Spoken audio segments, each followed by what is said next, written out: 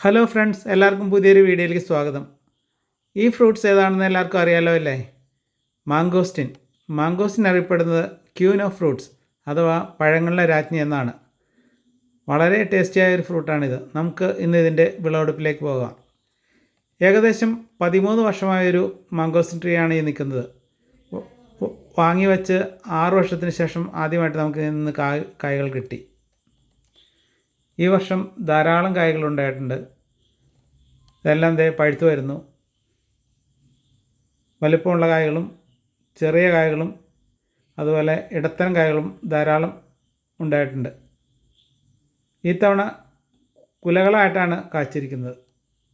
അതുകൊണ്ട് തന്നെ നമ്മളിത് പറിക്കുമ്പോൾ ഒരു കുല തന്നെ പച്ചയും പഴമുണ്ട്. അപ്പോൾ അത് ശ്രദ്ധിച്ച് പറിച്ചില്ലെങ്കിൽ ആ പച്ച പറിച്ചു കഴിഞ്ഞാൽ നമുക്കത് വേസ്റ്റായി പോകും. കണ്ടോ, ഇത് പച്ചയും പഴങ്ങളും ഒന്നിച്ചാണ് ഉണ്ടായിരിക്കുന്നത്.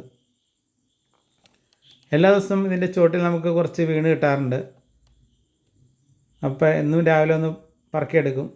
ഇതൊക്കെ പതുക്കെ കളർ മാറി വരുന്നേ ഉള്ളൂ. 2 ദിവസം കഴിഞ്ഞാൽ നന്നായി പഴുത്ത് കിട്ടും. ഇത് പച്ച പറിച്ചിട്ട് യാതൊരു കാര്യമില്ല. ഈ മാംഗോസ്റ്റിനും അതുപോലെ പിലാസാൻ്റെയും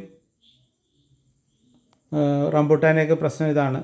നമുക്കത് മൂത്ത് വിളഞ്ഞു കഴിഞ്ഞാലും പറിച്ച് വെച്ചിട്ട് കാര്യമില്ല, പഴുത്ത് കിട്ടില്ല, അത് വേസ്റ്റായി പോവുള്ളൂ. ഇന്ന് രാവിലെ നിലത്ത് കിടന്ന് വീണ് കിട്ടിയ അതാണ് നമ്മളെ വാഴച്ചോട്ടിൽ പറക്കിയിട്ടിരിക്കുന്നത്. ഈ കായൊക്കെ നല്ല വലിപ്പമുള്ളതാണ്. ഇതിൻ്റെ ഇലകൾ ഇങ്ങനെ വളരെ ബുഷായിട്ട് ഉണ്ടാകുന്നതുകൊണ്ട് ഇതിൻ്റെ ഇലകളുടെ ഇടയ്ക്കോടെ കിടന്നാൽ നമുക്ക് കാണില്ല.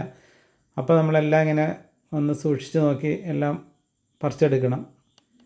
കൈ കണ്ടെത്താത്തതെല്ലാം നമുക്ക് ഇതുപോലെ ചെറിയ തോട്ടി കൊണ്ട് പറിച്ചെടുക്കാം.